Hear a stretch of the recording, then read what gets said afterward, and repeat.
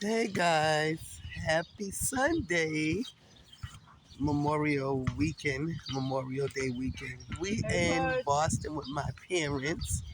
We're gonna spend Memorial Day with my mom and my dad, but we're gonna do. Some of us are we're gonna go back and forth up to the park because my mom is sick, so we don't want to have her. Hey, stop running, boy! Oh gosh, she can't walk up the stairs and all that, but we're gonna also go back. She has like a little deck on her back porch, so we're gonna go up there too and spend time with her. But right now we just arrived, so my dad has to set up the grill. We just put together just a little something, nothing really big. And what we did was I made pre-boiled some chicken. My dad said just make a salad, nothing really big. We're gonna go get some water and juices from Stop and Shop. Um, and yeah, we're just gonna hang out. But yeah, guys, stay tuned.